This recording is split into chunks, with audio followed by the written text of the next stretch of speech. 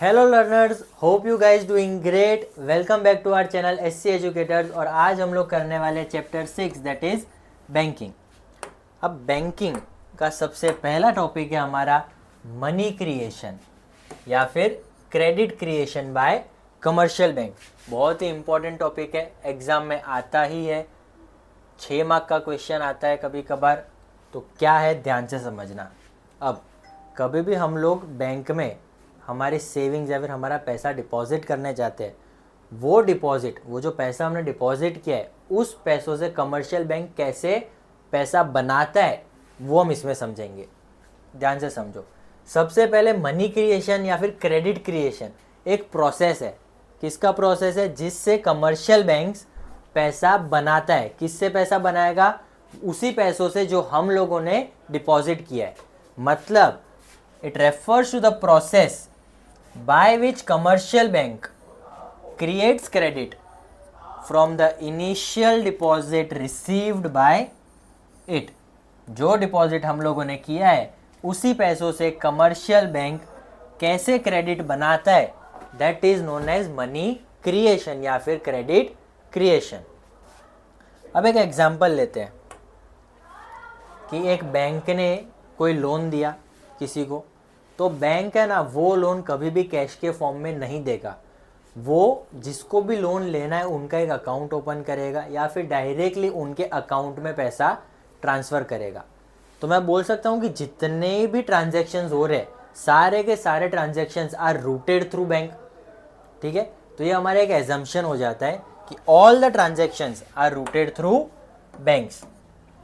और अगर सारे ट्रांजैक्शंस बैंक से रूटेड है मतलब कि all the banks are one unit. फिर चाहे एसबीआई हो, एचडीएफसी हो, आईसीआईसीआई हो, कोई भी बैंक ले लो, all the banks are considered as single unit. तो ये हमारे दो एजम्पशंस है, that is all banks are one unit and all transactions are routed through bank. अब लेट से मैंने 1000 रुपये डिपॉजिट किए। उस 1000 रुपये से कमर्शियल बैंक क्या करेगा? लोन देगा। लेकिन according to RBI, that is central bank of our country, reserve bank of India, RBI बोलता है कि आप पूरे के पूरे 1000 रुपये लोन नहीं दे सकते। आपको उसमें से कुछ पोर्शन आपके पास रखना पड़ेगा, known as LRR, legal reserve ratio. ये क्या होता है वो हम आगे एक टॉपिक में पढ़ेंगे। तो अभी इतना समझ लो कि ये एक रिजर्व है या फिर एक इमरजेंसी फंड काइंड ऑफ है कि आप लोग पूरा का पूरा अमाउंट लोन नहीं दे सकते। आपको उसमें से कुछ परसेंटेज अपने पास रखना पड़ेगा एज रिजर्व्स, और बाकी का जो पैसा है वही आप लोन में दे पाओगे। तो आरबीआई ने बोला कि LRR 20% है। ये परसेंटेज कौन डिसाइड करता है? RBI itself decides the percentage of LRR। RBI ने बोला LRR इज 20%। तो अगर मैं कैलकुलेशन करूँ 1000 का 20% निकालूंगा मैं, तो मेरा आंसर आएगा 800। तो मैंने 800 रुपये लोन दिया और 200 रुपये रिजर्व रखा। जैसे हमने अभी एजम्पशन पढ़ा कि all the transactions are routed through bank, मतलब ये 800 रुपये फिर से घुमा के बैंक के पास गया किसी और के अकाउंट में। So this is also the deposit for them. अब 800 रुपये का फिर से 20% निकालेंगे, दैट बिकम्स 160। तो 160 मैं रिजर्व रखूँगा और 640 फिर से लोन दूंगा। 640 फिर से किसी और के अकाउंट में गया। सो ये अगेन एक कमर्शियल बैंक का डिपॉजिट कंसीडर किया जाएगा। 640 का मैं 20% निकालूंगा, आंसर आएगा 128। 128 मैंने रिजर्व रखा तो मैंने लोन दिया 512 का। ये प्रोसेस कंटिन्यू चलता रहेगा। कब तक चलता रहेगा? जब तक मेरा इनिशियल डिपॉजिट मेरे टोटल रिजर्व्स के इक्वल नहीं हो जाता। आप ध्यान से देखिए, यहाँ पे भी 1000 है, यहाँ पे भी 1000 है। तो जब तक मेरा इनिशियल डिपॉजिट मेरे टोटल रिजर्व्स के इक्वल नहीं हो जाता तब तक ये प्रोसेस कंटिन्यू रहेगा। अब ये यहाँ पे 5000 और 4000 कैसे आया समझते हैं। इस टॉपिक का नाम है मनी मल्टीप्लायर। और मनी मल्टीप्लायर क्या होता है?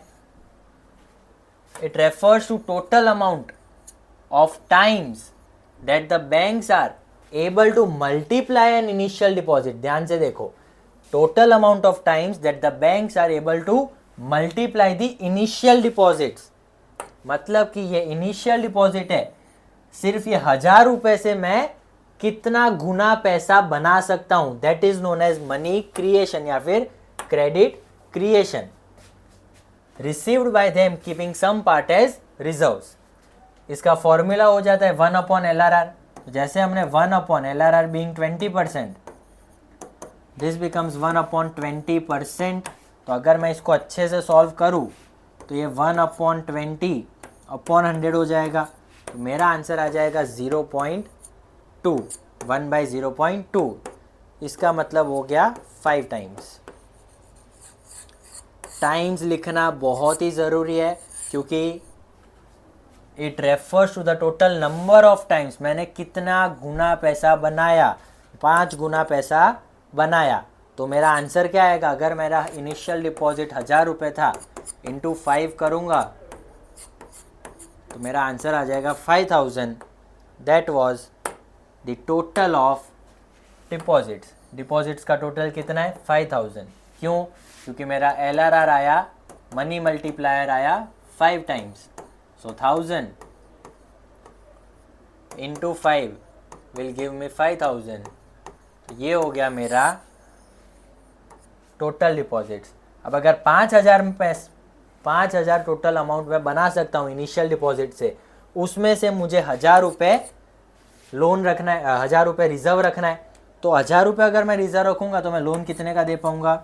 4000 रुपये का. क्रॉस चेक करना है, कर लो. 5000 का अगर मैं 20% निकालूं तो मेरा आंसर आएगा 1000. और 1000 रुपीज़ का ही मैंने रिजर्व रखा है. तो मैं लोन कितने का दे पाऊंगा? 4000 रुपीज़ का. अब ये सब जो हमने किया, इसको थियरिटिकली कैसे लिखेंगे वो पढ़ते हैं. Suppose the bank receives an initial deposit of 1000 rupees. Assuming LRR is equal to 20%. LRR क्या होता है? Legal reserve ratio. LRR is legal reserve ratio.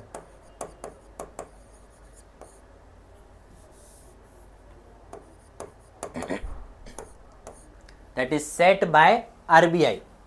Suppose the bank receives an initial deposit of 1000 rupees.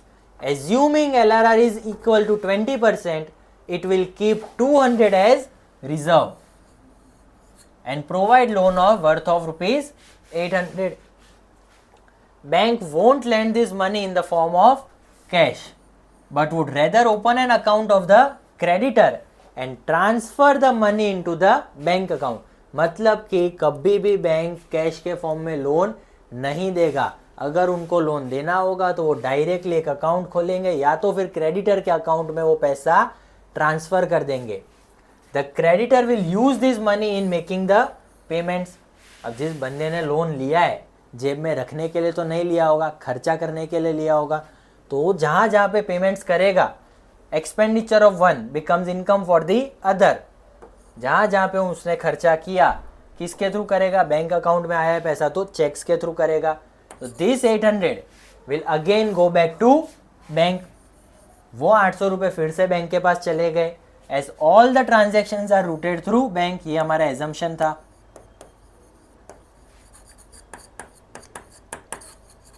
As all the transactions are routed through bank. अब 800 का bank क्या करेगा? फिर से 20%, that is 160 rupees, और लोन देगा 640 का. Bank again will keep 160 as reserve and grant a loan of 640. This process will continue till the point where the value of initial deposit becomes equal to total reserves. I hope आप लोगों को ये topic समझ में आ गया होगा कि एक कमर्शियल बैंक पैसा कैसे बनाता है. तो आज के वीडियो में हम इतना ही करेंगे. मनी क्रिएशन, क्रेडिट क्रिएशन, ये टॉपिक अच्छे से समझ लीजिए. अगले क्लास में हम शुरू करेंगे कि सेंट्रल बैंक क्या है, उसके फंक्शंस क्या थे और कौन कौन से टूल्स यूज करके वो मनी सप्लाई को कंट्रोल कर सकता है। बहुत ही इंटरेस्टिंग टॉपिक है। तब तक के लिए पैकअप।